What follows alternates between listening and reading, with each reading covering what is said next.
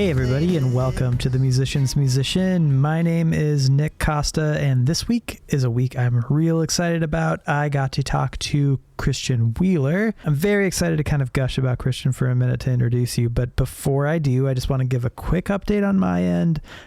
Last week, I launched the pre-order campaign on Indiegogo for my new record, When the Lights Go Out, and we already passed 50% of my goal.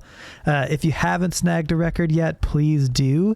I put kind of all of the money that I possibly had into this thing so far, so the only way that I can really get it pressed and also kind of repay the mixing and mastering costs, which were very graciously fronted my way, is to kind of run this campaign.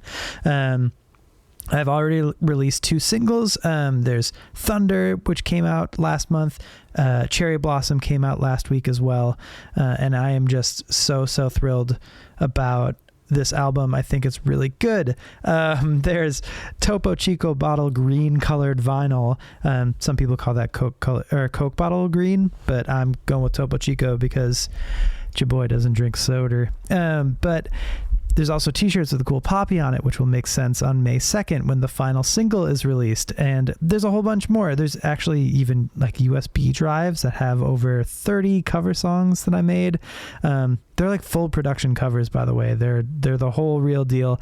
I'm even kind of still debating tossing my long lost full cover album of Take Off Your Pants and Jacket as kind of a follow-up to the Enema of the State thing, but I'm not sure about that. So if somebody requests that, I'll add that to it. But anyway, if you want more information, you can go to igg.me/at/WTLGO. So that's igg.me/@/WTLGO, or When the Lights Go Out. Or you can go to my Instagram, which is at Nick Costa, which is NickCostduh. And you can just hop in on the train. I need the help. All right, well, enough about that. Let's talk about Christian friggin' Wheeler. Christian is one of my favorite songwriters and musicians from the Twin Cities by a mile. Frankly, it's annoying how good that guy is at everything. He can play piano better than everybody. He plays guitar better than everybody. He can play drums super well. He can write McCartney-esque tunes and make it just seem as effortless as breathing. I actually met him back when I did my very first show with a band called The Four on the Floor. I hopped in a van full of people I didn't know at all, and we drove to some farm in Pennsylvania for a festival we were headlining, and I was real nervous because this was one of the first real fill-in gigs as a guitar player I ever got. And I was listening to the songs and studying them the entire drive, and about an hour or so in, I look back at Christian, and he takes off his headphones, and he looks at me, and he says, "Hey man, can I ask you something about the songs?" And I looked at him and I said, "Man, I was going to ask you." Neither of us realized that we were fill-ins for the gig. Like, we just really had no idea what was going on, but we used that to kind of lean on each other, and we bonded over that. We eventually bonded over being fellow Italian Americans and our experiences with our families and that kind of culture. We bonded over our love for various artists and writers, but we really bonded over our love for the Beatles, and particularly Paul McCartney. So it was really fun to pick his brain about Paul and writing and what Christian's been working on, and his shift into focusing on his songwriting now. And thank goodness for that, because his songs are so good. So with all of that, let's get into it. So long to gold records. Here's a gold star. Some credit to show you how talented you are. So long to chart stoppers. For some they're heart stoppers. They'll never get played at the ball. But they're not making records for dancing after all. All right, I am with Christian Wheeler. Christian, thank you so much for being a musician's musician. Yeah, thanks for having me. That's my ultimate goal. Yeah, that's all of our ultimate goal, right? So we are going to talk about something that we both really are passionate about, which is the music the life and times of Paul McCartney, Sir Paul McCartney. Yes. But before we get into that, what is new in the world of Christian Wheeler? Well, I'm just really doubling down on my kind of artist life as a songwriter. You know, I make my living mostly playing for musicals these days, and the musical theater world is such a beautiful thing. And being a pit musician is so fun. It's like the closest thing to being an 80s or 90s LA session player as I can find. Yeah, sure. In Minneapolis, in sort of my niche. So I actually related to Paul and all these other things. A lot of the musicals I've done have been these period piece 60s musicals. And like right now I'm playing Grease. And so my job is to like show up and really authentically bring that kind of early 60s, late 50s kind of rock and roll, rockabilly vibe to these productions. Yeah. And it's super fun as like a session player minded person, but also, you know, I'm a writer. And so story is so exciting to me. So musical theater is a great outlet for that. And then I just happen to have been getting hired for all these really great kind of period piece things, which are so in my niche. Like I bring the country gentleman Gretsch for the George sound. And I bring your old Dan Electro 12 string. That was a daily thing when I was doing Jersey Boys. Sure, great. All the Frankie Valli music, and even I did the beautiful musical, the Carole King one, which is cool. So amazing. But also, like, what people might not realize if they haven't seen it, most of the music in the show is before Tapestry. So it's leading up to that. So it kind of starts with her at Carnegie Hall, like rewinds, and then it's her whole life as a staff writer, hanging out with, you know, the other staff writers and kind of her personal stuff with, you know, her husband and everything. So most of the music you end up playing, they're like Neil Sedaka songs. Oh, crazy. And stuff like that. So a lot of the 50s Roomba stuff on my asymmetrical Fenders. And that's the day job, you know. Oh, well, man, that's so cool. And I mean, I could go on about Grease, like the music from Grease. It holds a really special place in my heart. That was like, when I was a kid, I would watch Grease all the time, which is weird. Like listening to the lyrics as an adult, I'm like, oh, I should not have been allowed. But like, but that soundtrack is killer. Those songs are incredible. But I also don't want to discount the fact that you put out a record not that long ago, back in October. Thank you put out you. Work in Progress. It's important. Yes. And it's really good. Thank you. It has that McCartney vibe, a lot of the time, which I know you and I both aim for. Yeah, absolutely. more times than not. But yeah, it's such a spectacular record. I saw you were in the studio again. Yeah. Are you making another record? Or are you putting out a couple of just new songs, or like, what's the plan with that? I'm thinking of it as singles, Sure. as a way to sort of unstuck myself. I think it's easier to just think of it as one song at a time instead of kind of forcing like a bigger narrative. But there's a song coming out pretty soon called To Catch a Thief, which is the one that you would have seen. Yeah. And it's very much inspired by like the Hitchcock film with Cary Grant and everything. Okay. But it's also like a very much 60s inspired, almost like spy movie, like James Bond title sequence song. That sort of Tarantino. It's like, it's vaguely retro and nostalgic, but it really just kind of like hits you in this very kind of like, you know, badass, visceral way, which is what I'm going for. Hopefully it comes across like that. Yeah, that's what I'm working on. I'm so excited to hear that. Well, that's exciting. I mean, speaking of Bond tunes, like, you know, there's Live and Let Die. Live and Let Die. Yeah. Oh yeah. So we're bringing it to McCartney. Oh yeah. We call that in the biz a segue. Yes. So let's get into Paul McCartney. Yeah. This is a tough one. I usually ask this of people, but like, I feel like his music has kind of been everywhere for all of time. But do you remember the first time that you heard either like the Beatles or Paul's music? Well, this is a bit of a cop out, but so my dad, for anyone who doesn't know, was like professional musician in Minneapolis when I was growing up. And so I was still in utero and I was getting the headphone treatment with Beatle records. Okay, sure. Which has very much, I think, been something that has defined my whole life. It's goes beyond taste. Every realm of aesthetics has sort of come back to the Beatles for me, and that was probably the core for that. But I grew up in a family of huge Beatle fans, so it was always around. But I think when I discovered it for myself, it was around the time that I had my first crush in first grade. Okay. And her brother was in a rock band. He was a teenager. And and they were a garage band, and he was really into the Beatles, and so she was into the Beatles because, you know, he was cool older brother guy. Yeah, yeah. And then I was like, well, I need to find all of the Beatles songs. So during summer vacation between first and second grade, as a way to sort of feel connected to my crush, I just bought every single Beatles record on CD. Yes, and listened to them. And I remember listening to, at that same time, All the Best, the McCartney compilation. Yeah, absolutely.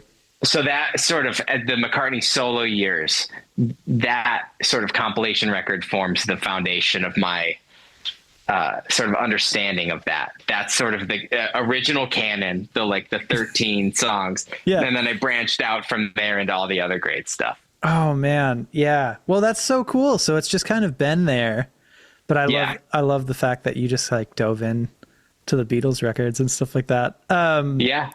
What is it about Paul's music specifically that you kind of latched onto? I know you're just like me and you both are like just Beatles fans at large. Yeah. Like, I feel like there's something about Paul's music that both of us kind of bonded with each other over. Absolutely. But like, yeah, what is it about Paul? Well, I need to give you credit first off, because I remember on a tour leg in the van when you were driving, you showed me the Gospel of Ram, and that was my least listened to record. And there was more obscure ones that I was super into. You were like, no, this is the best record of all time, or however you phrase it at the time. That's probably pretty close to what I would say. Yeah. So there's definitely that. But I think there's just something really amazing in his voice. Like when I was younger, I looked up to it. It's like, this is a version of being, you know, kind of an adult-ish man. I mean, he was ancient to me when I was 10, you know. Yeah, it turns out he was 19 and I'm much older than him, and he was much more accomplished than I am at this later age, which is a complex he may have given me. Oh, certainly. Yeah. But it's so beautiful. Like there's something about the Beatles' voices, because when people say like, oh, what is it about the Beatles? Is it this grand like social narrative where it's, oh, they healed America after JFK? And like, that's true in its own Hegelian way. And like, there's all this other stuff that is really great about them. Like they're great musicians and they played in Hamburg, and, oh, but they really played, and these other people had studio musicians. I don't think it's any of that really. I think that the entire world had an unbelievably beautiful, like parasocial relationship with their voices, where it's, and especially when it's in one ear, when Paul is singing in his beautiful high mix, like very sensitively, and it goes in one ear, like Martha, My Dear or something. It's localized in that one ear, and you feel like, oh, this man is talking to me. Yeah. And for, obviously a lot of like young women during that time, that was a very romantic thing. But for me, it's like, I have this friend who's very consoling, whose voice just feels like home in a lot of ways. Yeah, yeah. And I can't get away from it. There's a lot of comfort in his voice. And I think like the delivery, both like the vocal delivery and the melodies that he writes are very like, yeah, that's a really great way to put it. Like it feels like home. It's like, I remember being like a little kid. And I had just finished watching The Fox and the Hound. And like after that movie ended, we had like one of those like VCR TVs, you know? So it just like the the movie ended, and then I turned off the VCR part or something like that, where it would default to like whatever was on TV, and Hey Jude was on TV. Ooh. And I like still to this day, I link the melody to Hey Jude to like the comfort of like being a child watching The Fox and the Hound. Yeah. You know, like there's that. It's just like it's like that in like Roger Miller with Robin Hood. You know. Like, oh yeah. It's got a kind of similar like heart home feeling to me with McCartney's voice and his melodies. That's a really beautiful story, and I think one that is shared by very many millions of people in the world, if not billions of people in the world. Yeah. He's like one of the few artists who have really reached that level of kind of like universal appeal, and he's just like part of culture so inextricably, and in a lot of ways has defined what we look for in singers and music. And I thought that the more recent Beatles documentary, that Beatles 64, really went into that in a really beautiful way, where it's, and I have some people in my family who had this, where they were, you know, young women in 1964, and, you know, they begged their dad to go to the show and they couldn't hear him. They were screaming, and it's only similar to the Sinatra thing with the Bobby Soxers or Elvis or something. But, you know, everyone in the world, because there was more of a monoculture, were just latched onto this thing, and they all wanted to go, and they felt this beautiful, like, collective thing that is so much bigger than just him being good at music. But he was like, of all the people who could have sort of hit that zeitgeist, like what a beautiful musical soul and like person. And he's handled that responsibility with such grace and has given us such beautiful standards, that he didn't have to do that. There were other bands who I won't name of that time who were in that zeitgeist who just, those singers and songwriters would not have given us the canon that Lennon McCartney did. No. So it's really great that that's the thing that hit, because now we have, you know, our rock and roll artist, our Dylan-esque Lieber and Stoller, or, you know, Rodgers and Hammerstein or whatever. It's like, he just nailed it. He just knew what he loved, and he just did it so authentically. And just, we connected with it so much.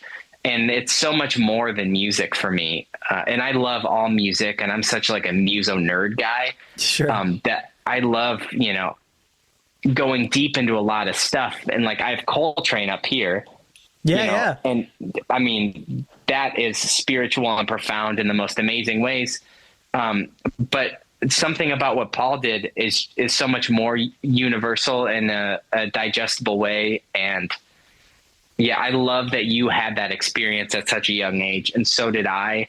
And I feel so bonded with much of humanity because we all kind of had that with him. For sure. When I went to Havana, like about a decade ago, and all throughout Cuba, there were pictures of the Beatles everywhere. Really? You know, rock and roll. Yeah. And technically, you know, a technical bylaw was that this sort of music was not technically legal, but everyone had it. Sure. Okay. And it was just universally like beloved there. And that's a really special thing. And everywhere I've gone in the world, like the Beatles are like a cultural touchstone, like not just in the English speaking world too. So I think that's a pretty unique thing that they have kind of socio-historically. And it's fun that we all share that, because then we can get together and be, for the people old enough, it's like, oh, where were you when Ed Sullivan was on? Yeah, for sure.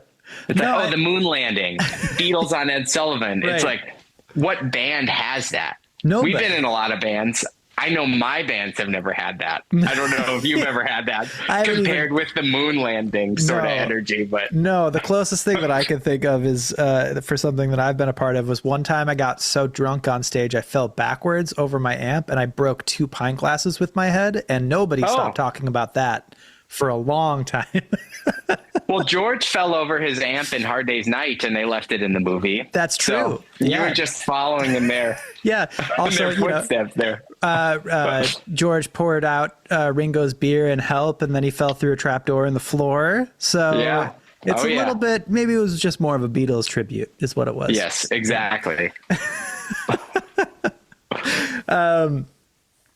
But anyway, yeah, no, there really isn't, you know, I feel like there's been obviously plenty of cultural moments because of music since the Beatles, but I feel like that has been like the touchstone. Like that's what everybody kind of compares any big musical moment to ever since that happened. Right. Like even still there's, you know, albums that come out and like, this is the biggest thing since the Beatles, you know? And it's wild to think, like, I feel like those moments have been happening fewer and fewer. Like now I feel like it's kind of reserved for whatever Taylor Swift puts out these days. But like it is such a magical moment when there is a musical shift in a way that influences the culture in a drastic way.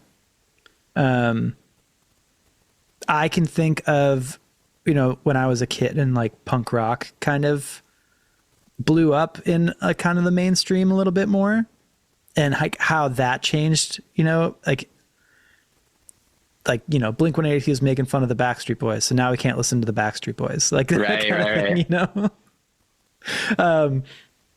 And like, obviously it was not that silly with the Beatles, but like there was a really, well, they were pretty silly. But there was that, like that moment, that shift, it changed everything.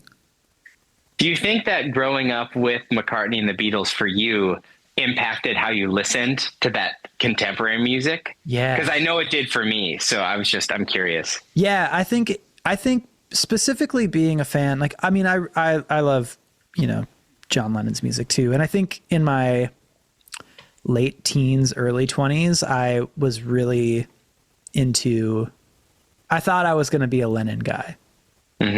Until I heard Ram. And then I was like, okay. And then like I kind of revisited the Beatles catalog and was like, all my favorite Beatles songs are Paul's songs.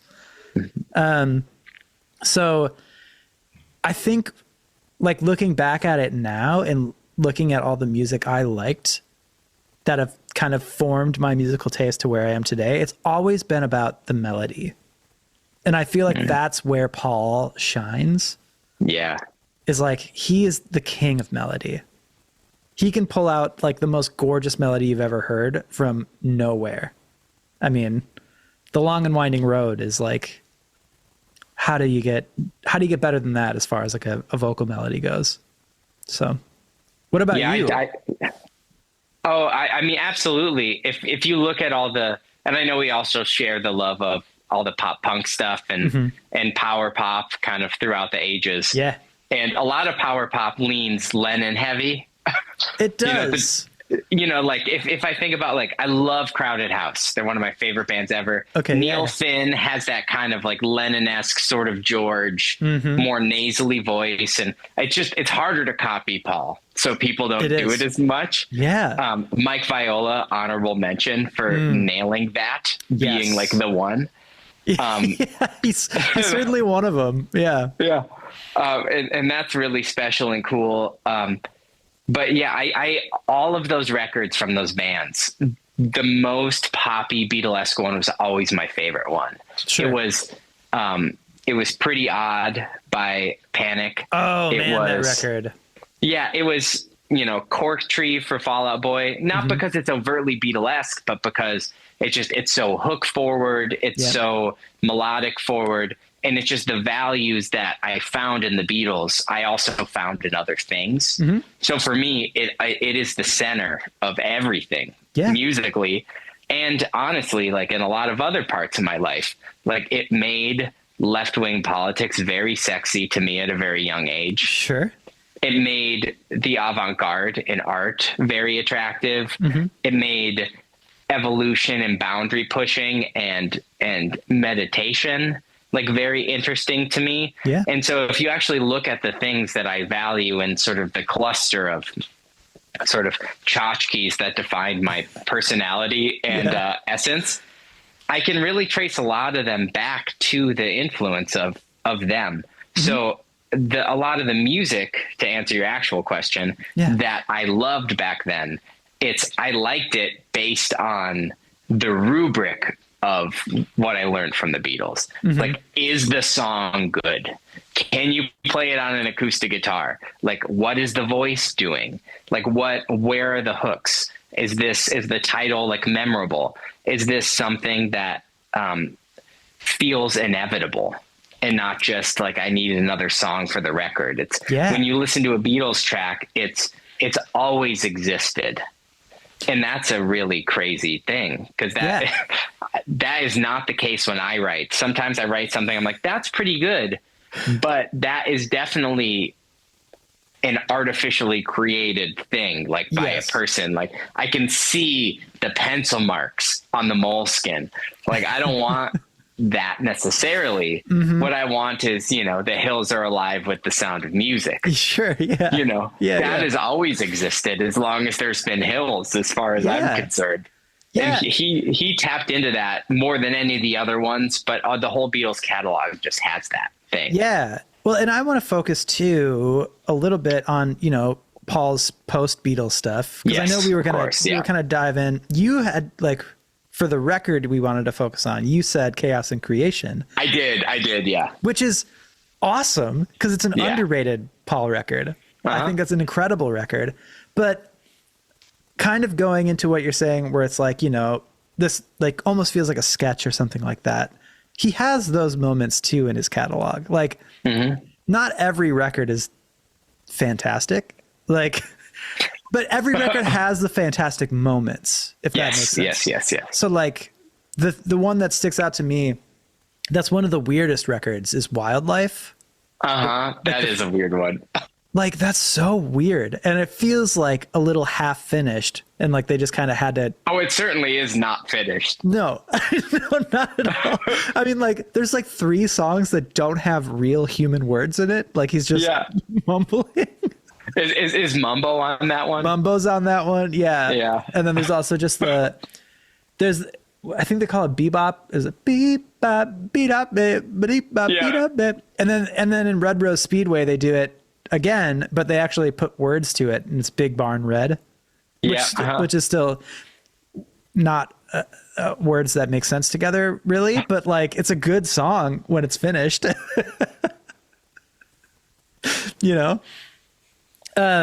But all of that being said, I just wanted to like touch on that and then go forward in time to Chaos and Creation. Why Chaos and Creation? Why that one? Well, that was what was contemporary when I got super deep into the Beatles. Yeah, sure. I'm not an encyclopedia of dates and times, but I'm pretty sure it was 2005 or 2006 ish. I think 05. Yeah, because I saw him in 06, and that was my first concert. Oh, man. And I was the only person there who knew the words to those songs. Because I was young, and I was like, oh, he's with us. This person who I idolized from the past is still with us, and he's still making work. And that record was a really special one. He wanted George Martin to do it, and he wouldn't come out of retirement, even for Paul, probably because of Paul. And 50 years ago or something like that. And then, it was just, but they did it at Abbey Road, and it was engineered so beautifully. And they did a really amazing TV special called that to go along with the record, Chaos and Creation in the Backyard. And the TV special was Chaos and Creation at Abbey Road, I think. Yeah, is what it's called. That's right. And it's so good. It's so good. And I have framed my solo shows like that since the day I saw that. Like, I have always done that. He switched between instruments. He played covers. He played Bill Black's bass because he owned Bill Black's bass from all the Elvis records. That's right. He does. It was so cool. And it was in the place where the Beatles stuff happened, but he was writing these songs that were relevant to his life, and his voice was just in perfect form. And those songs like absolutely stand up with anything that he did in his solo career. And some of them do stand up with like Beatles songs, Jenny Wren. Oh my God. And even some of the lyrics of his solo stuff get sort of in like a niche area and could be considered like so earnest that they're corny, but that has never bothered me. Like How Kind of You is so beautiful. Oh, I love that. Yeah, and they did all the cool stuff where they had all the different wine glasses, Yeah. the crystal wine glasses, and he made the loop by, putting his finger in the water and doing that. And then they actually looped it like live for that special, and you watched him do it. And I thought, That's so cool. he emanates music. I think for me, it was, this is what music is. He did that stuff in the past, but even though like Hey Jude is probably going to be the best thing of all time forever, even as he continues to make new stuff, Right. like this man embodies the spiritual essence of music so purely. And I think at a young age, I was like, I want to be that. I want it to just come out of me. I want to just pick up an instrument and just have songs come out. And, and it's like, he's not even trying, it's such a beautiful thing. Yeah. I heard somebody say like, you can bump into him and a song will fall out, like, yeah, 100%. It really does feel that way with him. And like, yeah, I mean, the output alone is always impressive. I mean, thinking about how short the Beatles were around and how much they did is nuts. And then to think that, he's been putting out records for like 5 times the amount of time that the Beatles were around, is still even crazier. And yeah, I remember I think it was in 2020, I started just doing like deep dives of people who I liked an album or two, but I hadn't heard like the entire discography, or like I thought the discography was too daunting. And I started with Paul McCartney because I was like, there's so much there I don't know. And when I remember hitting Chaos and Creation and being like, this is like a Beatles record. This is just as good as like any of the best stuff he's done. Yeah. And like Nigel Godrich's production on there too, like fresh, like just before he was doing In Rainbows with Radiohead. And like, you have that like dry Radiohead production with Paul's writing, and it matches so well that like, I'm a little glad George didn't do it. Yeah. Like I'm a little all right with the fact that like couldn't pull him out of retirement, because it's perfect. It's like exactly what those songs needed to be. Yeah. And like, Jenny Wren has that like Blackbird vibe. It starts off with, what Gave My Promise to You. Oh yeah. Which is like that's like such classic McCartney, almost like a Back in the USSR kind of opener, like I fell in love with that record instantly. And then there's that song Friends to Go, which was his sort of tribute to a young George Harrison. Yeah. The kind of early, the like Don't Bother Me era Harrison tunes. Yeah. Which is, and it's such a clever song. Like, yeah, he's an older guy at that time, like probably in his 60s. And then, I've been waiting on the other side for your friends to leave so I don't have to hide. I prefer they didn't know. I'll be waiting on the other side for your friends to go. Yeah. It's just like so classic, maybe slightly reclusive, like artsy, partner has their partner has their friends over, and maybe like you're not clicking with their friends for whatever reason. Maybe it's your fault. Maybe it's their fault. Who knows? Yeah.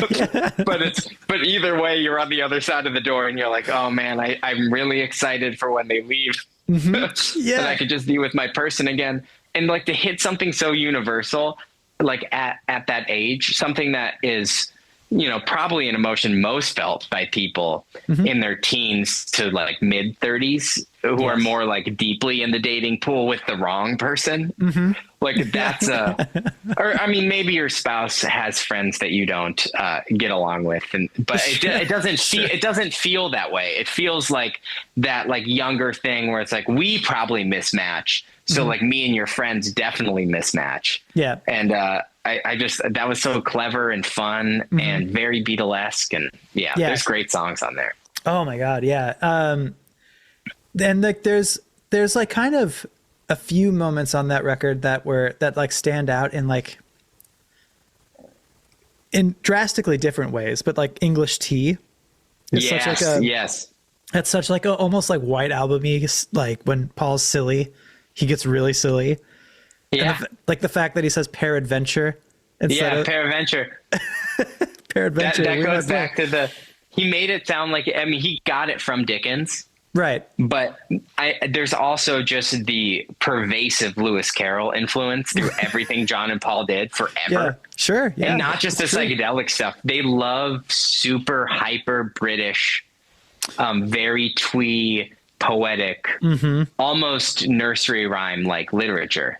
Yeah. And that is a huge influence that doesn't get talked about nearly enough. That is, once you learn to look for it, it's everywhere. Every single song you can find something. Yeah, no, for sure. And I think Paul more so is like a big fan of like doing a very British, you know, performance, and like, you know, like Martha, My Dear even has like a little bit of that. And like you have like I don't know, there's a lot, there's so many different applications of that influence. Yes. That Paul has done. But then on the other side, that wasn't a pun, but on the other side of that, he has Riding to Vanity Fair, which is like so deeply personal and like something that he didn't really ever do. Like, it's like a pretty brutal breakup song. Yeah. And also just like really honestly just being like, man, you destroyed me. Like that hurts so bad. And like such a betrayal. And like, you know, he's not too much of a stranger to a diss track because you have too many people. Yes. Which is, you know, obviously there's the line that's pointed at John, but, or like the too many people preaching practices, but like, to have a whole song about your ex that's just basically like, you can go fuck yourself. It's like such a weird thing for Paul. Yeah, that was a period in his life when I think this is based on some biographies I've read, specifically the Barry Miles one, but I think that was a point where the personal stuff was very much at the top of his mind, and his ability to kind of play it off and bottle it up and present it in that sort of elegant Cary Grant way was maybe he was a little less able to do that. And so he was channeling, I think, his emotions on some of that music in a way that was more indicative of maybe how John treated his writing. Sure. There was some very direct inner communication coming out.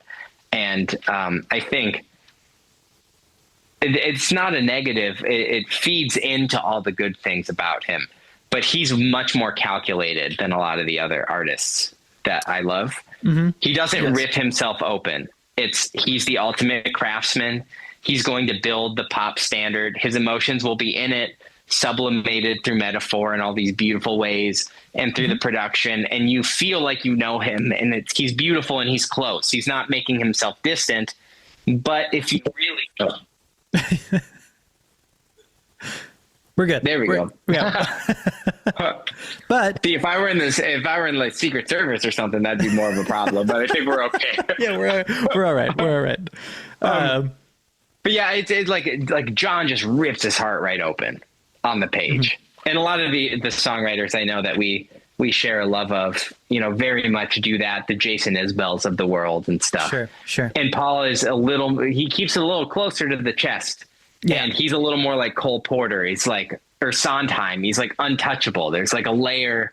And so Vanity Fair, like you said, like, it was raw. It was a little more of a middle finger, like this hurt me thing. And I like seeing that side of him because it contrasts the rest of it so much. Yeah. He is such like a peacekeeper so often, you know, and like, he's always just like, you know, oh, I don't want to get involved, blah, blah, blah. Like he's not afraid to be political, or like, you know, if there's something that's really, that he believes very strongly, he'll say it. But like, you know, as far as like personal matters, like he usually really takes like a Sweden approach, you know, he's like very neutral. Yes.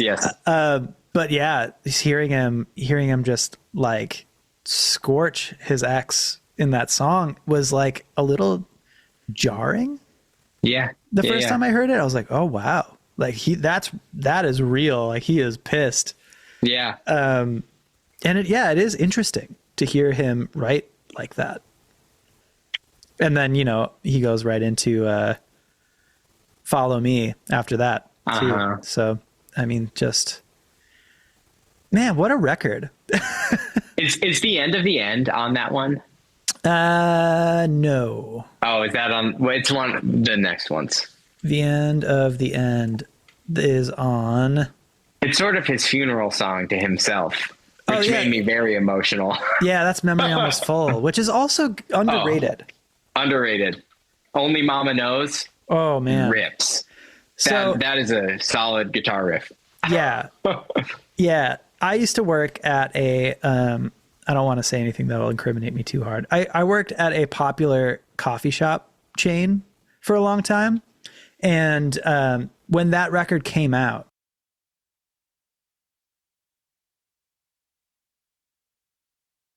there was like a big release, and like they did the same. The shop did the same thing with the Beatles reissues when they like remastered them kind of for the first time. And somehow I don't know how, but I ended up with all of those CDs. Cool. And I listened to Memory Almost Full, and I remember at the time being like, I thought that he would have like not had it anymore. Cause like I was like 18, 19 and like didn't think like, oh, the Beatles are ancient, like you were saying earlier. But I was like, but some of these songs are pretty good. And then like revisiting it when I did the whole deep dive, I was like, oh yeah, no, like that record's incredible. Vastly underrated. And I think that's even before Kisses on the Bottom. Kisses on the Bottom. Also perfect. It is. But that's more of a cover thing, right? Like yeah, it's all the standards at Capitol. And he got his little Boyhood pun from Sit Right Down and Write Myself a Letter. Yes. Had to be a little bit of a rapscallion. Yeah, he always with is. The standards. He's always got a wink, Wink and a nod, yeah. He's the Monty Python of pop music. Mm-hmm. Yeah. There's so many good like McCartney-isms where he's like just really winking at you. Yeah. What was there was one where he got busted for bringing pot in Japan. Yeah, I remember that. It's like he made some comment about, are you ever gonna like smoke again? And he was like, no, I'm never. Yeah. Or he's like, oh, my fans just like sent me some seeds and I planted them and they grew up illegal. It's like they grew up illegal like by accident. Yeah. No, I wouldn't touch the stuff. Yeah. It's so funny. And that always like he's got a great sense of humor with his music, I think too, which like I don't know. I feel like that's kind of a turnoff for some folks. Like they only like I like John Lennon because he's so serious all the time, and it's just like I can kind of take her. Like it's important to be serious about your music, yes, but it's also I think good to show all sides of your personality. So like if you like humor and you're generally a funny person and you don't have funny stuff in your lyrics or anything like that, like. I don't feel like it's genuine. Oh, exactly. I mean, he's so charming, and it absolutely comes out in the songs. And I love him as a sage for that reason too, because he'll say something that reads as like a sort of vaguely deflecting, sort of charming statement that avoids depth. But then when you actually think about what he's saying, the words he chose, there's like so much wisdom in that. I'm thinking about in the documentary Sound City, where he did the song with Dave Grohl and Chris Novoselic. So it was basically Nirvana got back together, and the only lead singer that they would be okay with was Paul McCartney. Cut me some slack is the song. Yeah. Which Kurt would have loved, of course. Yeah. Oh my God. Just a beautiful moment. But I remember they got done with it, And Dave is so excited, you know. He's just like, oh man, I wish it was always that easy. And Paul just turns to him deadpan and goes, it is.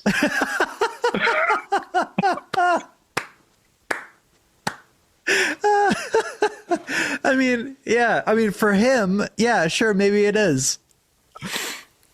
But it should be. Maybe if it was easier I'll speak for me and not you. If it was easier for me, maybe it would sound better, because sometimes it's hard and sometimes it sounds like it's hard. Mm-hmm. And when you really go into it, if it really is just flowing out of him, no wonder it sounds so natural and inevitable. Yeah. It's not contrived. It's just, he's gotten rid of whatever is blocking the channeling between him and the muse.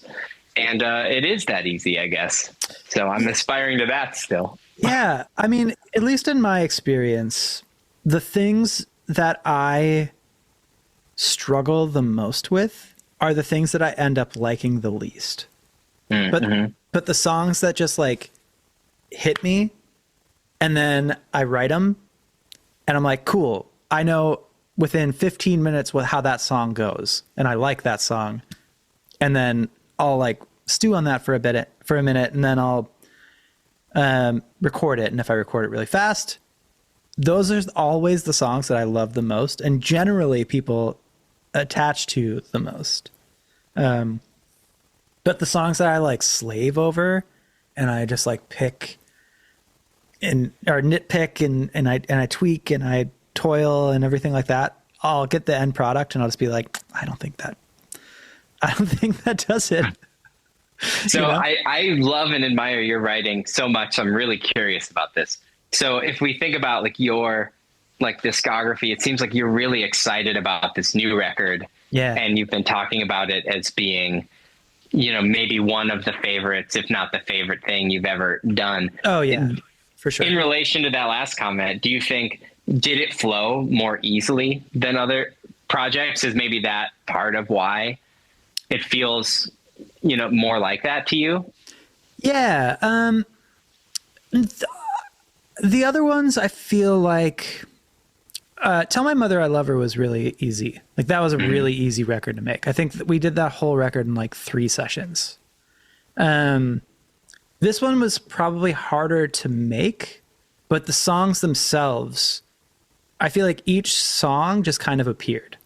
Mm-hmm. And it was like fully written, and I just like channeled it or something, like however we get songs beamed to us, like somebody was just like, there you go.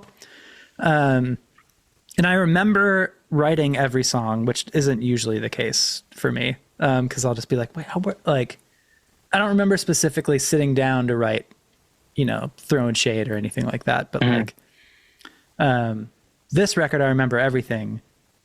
And I think I have also, a particular affinity for this one because, I went in and I did my parts, and then I just handed it off to other people. And like, you know, Trevor Wagon, did the arrangements and everything like that. And he did such a great job. And like, we'd bounce ideas off of each other, but for the most part, he would send it to me and I'd be like, oh my God, what are you kidding me? Like, this is great. I can't believe this is like one of my songs.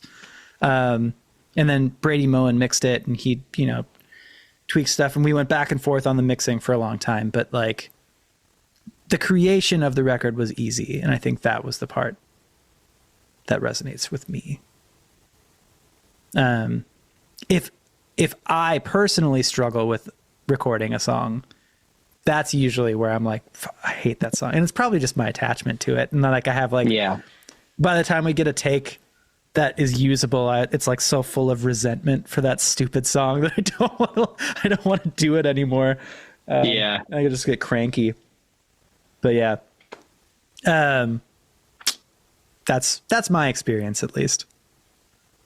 Well, I loved hearing all that as a fan of you. So I'm just gonna completely like upturn the sort of power dynamic of this thing. Yeah. And I gotta ask you again, like what for you, like how has Paul influenced like your songwriting? I know that you'll reach for some ear candy stuff from Ram, and stuff will go to the sides, and maybe be a little like flangey or phasey, and there's some of those like surface level references, but maybe in that sort of deeper like core essence way. Is it melody? Is that the thing that you took, or like what when you sit down to write, and like what is his legacy on your music? Because your music is very, very good.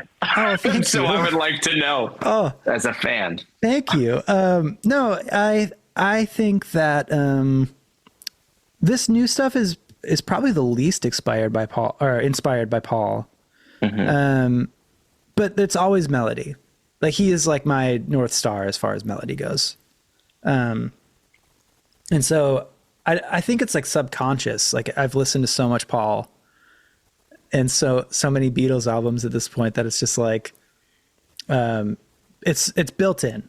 No matter what I write, there's probably going to be a nod to it. But I think as far as like direct influences on this one, it was a lot of Randy Newman. Oh, okay.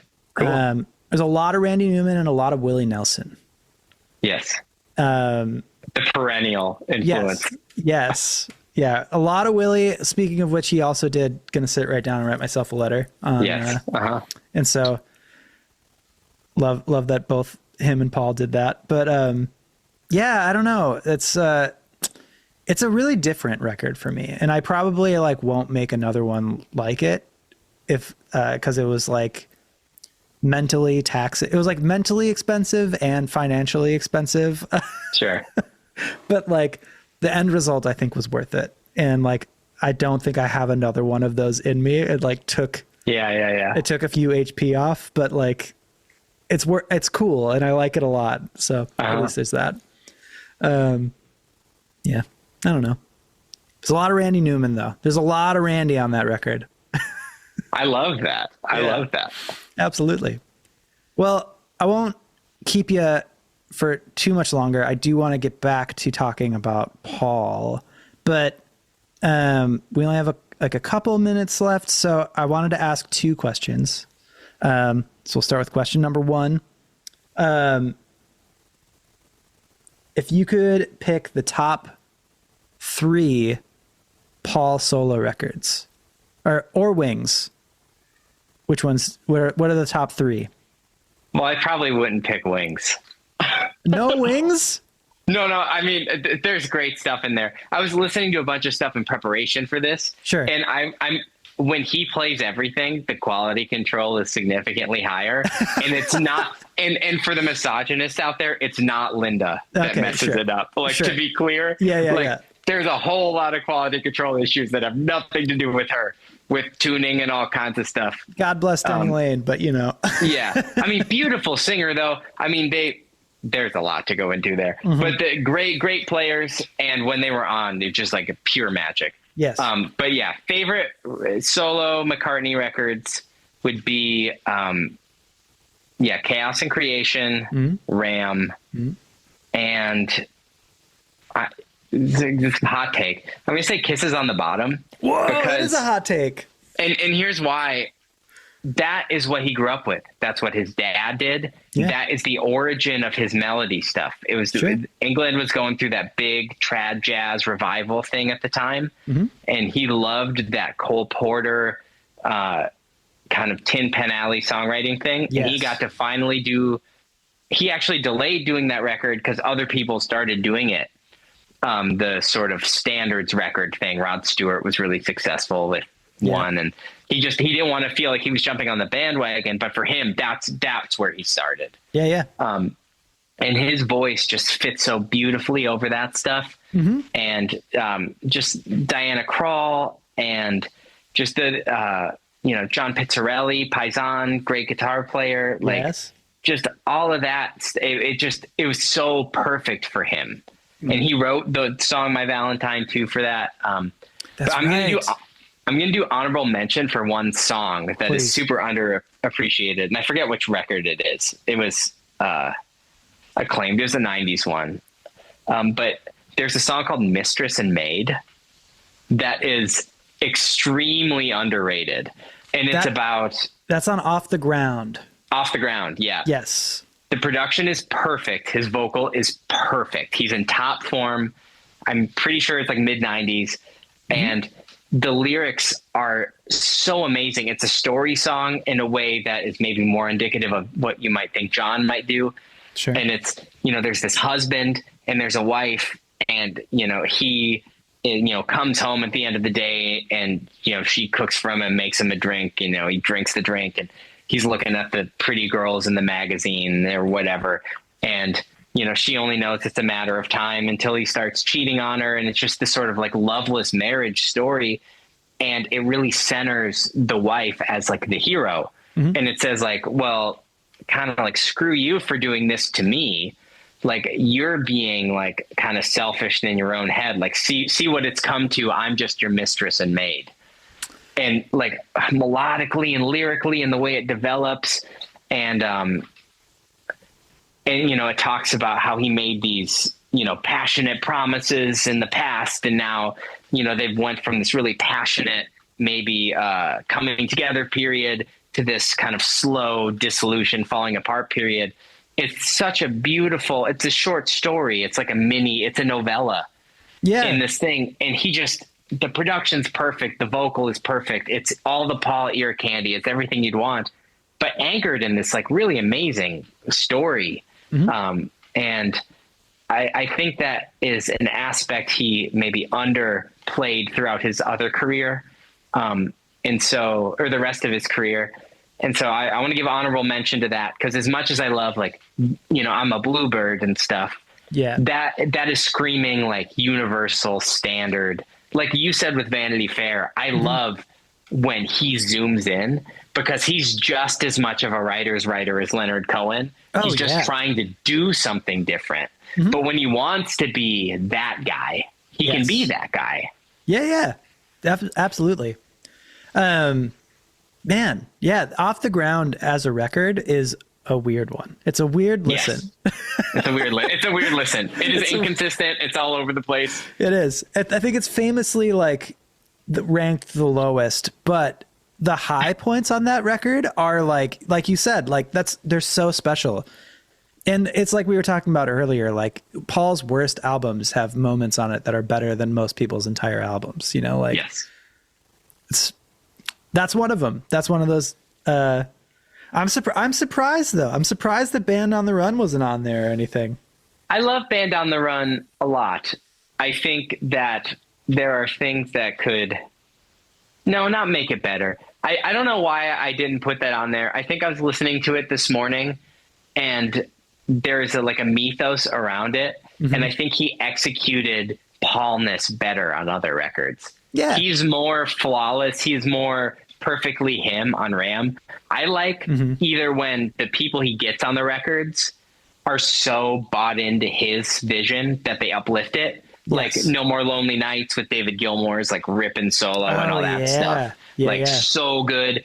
And, the stuff he did with, kind of the Toto guys and session players and Give My Regards to Broad Street and all that. Like, I mean, I like when, people are bought into the vision. I know with like Wings is like a band.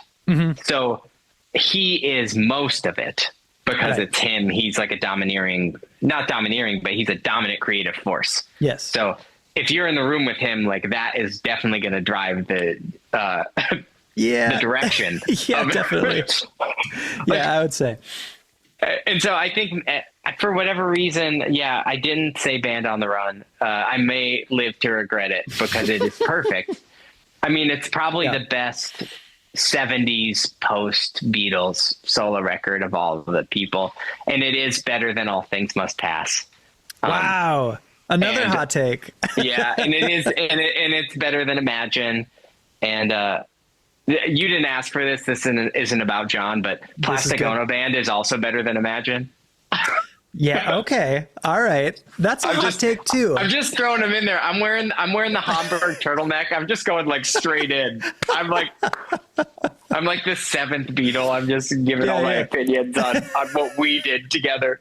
Totally. Yeah. Well, I have one more question and then I'll let you go. But going back to the Beatles, what's the best Beatles record? My favorite is Abbey Road because the medley is Mine why too. I play music. Yep. Totally agree. My second favorite is Please Please Me because that's how I learned how to play music. Sure. Okay. But I think for me, I pick my favorite Beatles record based on how Paul sounds. Okay. It's because he has so many voices, and we didn't talk about this at all, but like his Gemini-ness, his like embodying all of these different vocal things technically and musically and intentionally, like the way on White Album it goes from Do It in the Road to I Will. Yeah. Like that is like a really special thing. And so for me, like, and he never sounded like he did on Hard Day's Night again. Like, And I Love Her is my favorite Beatles song. Oh man.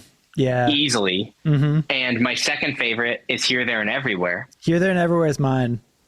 Which is it Revolver, or is it Help, or is it Hard Day's Night? Even the way he sounds on Another Girl, or like Fool on the Hill is perfect. Like Yellow Submarine, the songs on that are and Magical Mystery Tour, like they were like flops, but it's actually they're so good. Magical Mystery Tour is underrated. Banger, huge banger. But since Hard Day's Night, the movie is sort of the essence of my entire life. It's probably Hard Day's Night. It has to be Hard Day's Night. Okay. All right. Yeah, that's my favorite. It's a good one, especially for an early Beatles record. I think it's one of the best ones. So Abbey Road's the best. Yeah. And I love Abbey Road. Hard Day's Night is my favorite. I never say Sgt. Pepper though. I don't either. I mean, it's perfect also, but it should be the one I say, but I don't. Yeah, I mean, I get that was like the one that was inspired by Pet Sounds, and Pet Sounds is like, I mean, like this isn't a hot take. This is like the coldest take of all time, but it's perfect in every way. Yes. I think it's a complete masterpiece. I think that Ram is more inspired by Pet Sounds than Sgt. Pepper was. Oh, totally. Like Dear Boy, I was listening to today. It's like straight Brian Wilson syllables. Well, and like the Ram On is like a very Beach Boys. That might be like a little later Beach Boys inspired. That's like, you know, Stamos era? Not Stamos era. Pre-Kokomo. Pre-Kokomo? Yeah. Brian Wilson still, but you know, cool. Yeah. Post Pet Sounds though. But yeah, no, I really love that record. But I agree on Abbey Road. It's a special record just in general.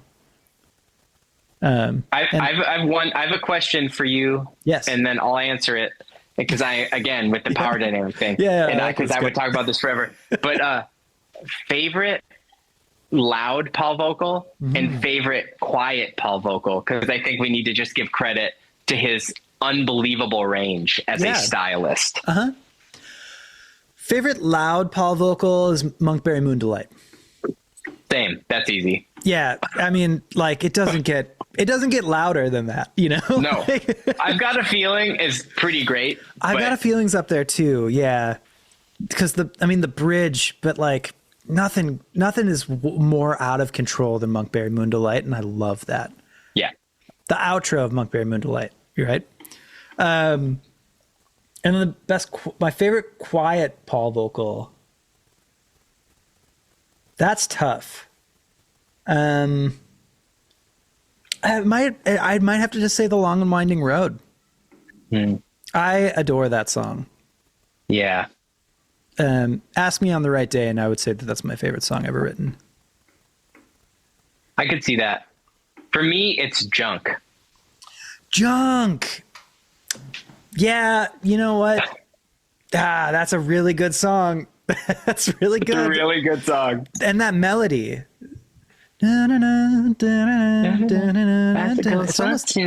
It's almost like French. Yeah. You know, like there's I love that song. Actually, I play that song on guitar like all the time. Like almost every time I pick up a guitar, it's like it's like my mindless like I just play that song very often. And that's why we're friends. I think so. I think so. Yeah. That and the fact that we're both extremely Italian, but Yes. Yeah, there's a lot of all my most important cultural markers we extremely share.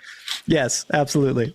Well, yeah, I think on that note, that's been awesome. That's a great chat. And is there anything else that you want to add at this point?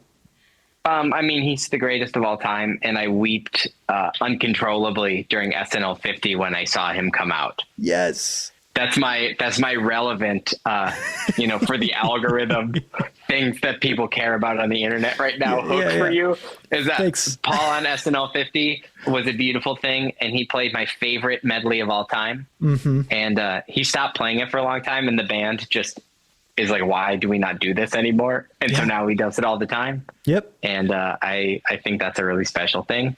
And he is a much better guitar player than a lot of people who consider themselves mainly guitar players. Mm-hmm. And he just will pick up a Les Paul and just shred and sometimes bury his sidemen like he's like ripping so hard. Yeah. He just has, and his piano playing and his drumming, which we didn't even talk about. No, best drummer in the right. Beatles, even though Ringo's my favorite drummer of all time. Like Paul's technically good, Paul's the best drummer like in the band. And he's just one of those people. Underrated bass player too. Underrated bass player. Yes. And he's like the most rated bass player besides Jamerson. So yeah, I just feel like people think of him predominantly as a songwriter, but like if he was a session bass player, his bass lines are insane all the time. And I feel like he even says that sometimes where he's just like, I do pretty good bass lines every now and then, Yeah. Well, yeah, that's a great stopping point. So on all of that, Christian, thank you so much for being a musician, and thanks for chatting with me. Grazie mille.